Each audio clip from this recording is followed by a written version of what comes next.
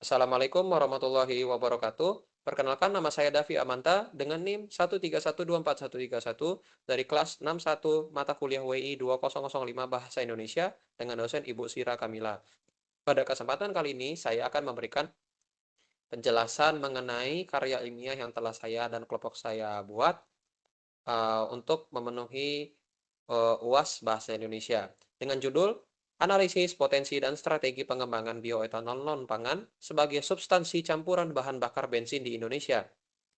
Baik, untuk pembahasan pertama yaitu tentang latar belakang. Mengapa kelompok saya memilih topik ini sebagai judul dari karya ilmiah kami. Yang pertama, isu global dan nasional. Ketergantungan tinggi pada energi fosil di sektor transportasi memicu emisi gas rumah kaca dan ketidakstabilan ekonomi. Yang kedua, transisi energi. Dunia bergerak menuju sustainable energy transition. Indonesia menargetkan net zero emission atau NZE pada tahun 2060. Ketiga, kebijakan pemerintah. Rencana penerapan E10 campuran etanol 10% secara bertahap mulai tahun 2027. Yang keempat, fokus penelitian. Pemanfaatan bioetanol generasi kedua, non-pangan atau limbah lignoselulosa untuk menghindari konflik dengan ketahanan pangan. Yang kedua, rumusan masalah. Kelompok saya menyimpulkan bahwa ada 3 masalah yang akan kami bahas dalam karya ilmiah ini. Yang pertama, apa keunggulan dan kekurangan teknis serta dampak lingkungan dari campuran bioetanol non-pangan dibandingkan bahan bakar fosil? Yang kedua, apa potensi dan tantangan utama implementasi bioetanol non-pangan secara masif di Indonesia? Yang ketiga, bagaimana strategi yang tepat untuk mengimplementasikan bioetanol non-pangan dalam skala besar? Baik, untuk selanjutnya yaitu tentang metode penelitian. Metode penelitian dibagi menjadi 3. Yang pertama yaitu jenis penelitian. Kami menggunakan jenis penelitian kuantitatif dengan metode kajian pustaka atau studi literatur. Yang kedua, untuk sumber data, kami mengambil sumber dari jurnal ilmiah mengenai uji performa mesin, analisis dampak lingkungan, dan data ekonomi terkait bioetanol. Yang ketiga, fokus analisis kami yaitu perbandingan numerik data performa, torsi, daya, konsumsi bahan bakar, emisi, dan analisis biaya. Selanjutnya, dasar teori. Bioetanol adalah hasil fermentasi biomasa. Bioetanol non-pangan generasi 2 berasal dari lignoselulosa atau limbah pertanian. Yang kedua, karakteristik bioetanol. Karakteristik bioetanol yaitu yang pertama memiliki angka oktan RON yang tinggi, sekitar 108, serta tahan terhadap knocking. Yang kedua, mengandung oksigen atau oxygenated fuel yang memperbaiki kualitas pembakaran. Yang ketiga, nilai kalor atau LHV lebih rendah dari bensin. 26,8 megajoule per kilogram pada bioetanol dibandingkan 43 sampai 44 megajoule per kilo pada bensin. Yang ketiga, mesin oto, mesin pembakaran dalam, busi yang kompatibel dengan campuran bioetanol karena sifat volatilitasnya. Baik, selanjutnya tentang hasil dan pembahasan. Terdapat 3 hasil dan pembahasan yang kami dapatkan dari membuat karya ilmiah ini. Yang pertama tentang performa mesin. Performa mesin dibagi menjadi 3. Yang pertama itu konsumsi bahan bakar atau BSFC. Penggunaan campuran etanol E10 atau E30 meningkatkan konsumsi bahan bakar lebih boros dibandingkan bensin murni karena nilai kalor etanolnya yang lebih rendah. Yang kedua, efisiensi pembakaran. Kandungan oksigen pada etanol membuat pembakaran lebih cepat dan stabil, serta meningkatkan efisiensi termal pada rasio kompresi yang tepat.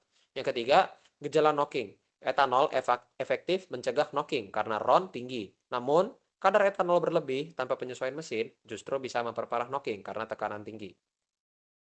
Hasil pembahasan yang kedua yaitu mengenai dampak lingkungan dan material. Yang pertama yaitu emisi gas buang. Campuran etanol menurunkan emisi CO, karbon monoksida, dan HC, hidrokarbon secara signifikan karena pembakarannya yang lebih sempurna. Yang kedua, analisis well to wheel menunjukkan tren penurunan jejak karbon produksi bioetanol dari tahun ke tahun. Yang kedua dari dampak lingkungan dan material yaitu dampak material atau korosi. Sifat higroskopis menyerap air, bioetanol beresiko menyebabkan korosi pada tangki logam dan merusak sel segel karet pada kendaraan lama, tepatnya pada kendaraan sekitar sebelum tahun 2010.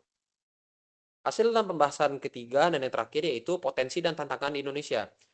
Potensi di Indonesia yaitu limbah biomasanya melimpah, dapat berasal dari jerami padi, kulit kopi, atau bagase tebu sebagai bahan baku non-pangan. Yang kedua, potensi di Indonesia adalah mendukung kemandirian energi dan memberi nilai tambah pada limbah pertanian. Namun juga terdapat tantangan di Indonesia dalam penerapan bioetanol ini. Yang pertama, biaya produksi bioetanol lignoselulosa masih tinggi, mahal di proses pretreatment dan enzim. Yang kedua, infrastruktur belum siap dan pasokan bahan baku belum stabil. Yang ketiga, risiko masalah lahan jika memerlukan pembukaan lahan baru secara masif. Setelah saya memberikan penjelasan mengenai hasil pembahasan pada karya ilmiah kelompok saya, selanjutnya saya akan menjelaskan tentang strategi pengembangan yang telah kami simpulkan. Yang pertama, stabilisasi bahan baku, zonasi produksi dan kontrak jangka panjang antara petani dan pabrik, petani tebu atau singkong lebih tepatnya. Yang kedua, modernisasi pabrik existing, meningkatkan kapasitas pabrik yang ada lebih cepat dan murah daripada membangun pabrik yang baru. Ketiga, skema harga minimum atau floor price. Pemerintah menetapkan harga beli minimum untuk melindungi industri dan fluktuasi harga. Yang keempat, pilot project atau project uji coba, yaitu dengan melakukan uji coba E5 atau E10 di lokasi strategis sebelum penerapan nasional untuk menguji infrastruktur. Yang kelima, regulasi jangka panjang, peta jalan atau roadmap 10 tahun yang konsisten agar investor berani masuk. Baik, untuk pembahasan yang terakhir yaitu kesimpulan yang kami dapatkan dari mengerjakan karya ilmiah ini. Yang pertama, secara teknis, bioetanol meningkatkan performa pembakaran dan menurunkan emisi. Namun, konsumsi bahan bakar sedikit lebih boros dan butuh penyesuaian material dari mesinnya sendiri. Yang kedua, potensi. Di Indonesia sendiri sangat potensial karena limbah pertaniannya melimpah, namun terkendala teknologi dan biaya. Yang ketiga, kunci sukses. Fokus pada bioetanol non-pangan atau limbah, modernisasi fasilitas, jaminan harga, dan regulasi pemerintah yang stabil adalah kunci keberhasilan implementasi E10 di Indonesia. Baik, itu saja yang dapat saya sampaikan pada kesempatan kali ini. Mohon maaf apabila terdapat kesalahan dalam pengucapan kata. Terima kasih sudah memperhatikan. Assalamualaikum warahmatullahi wabarakatuh.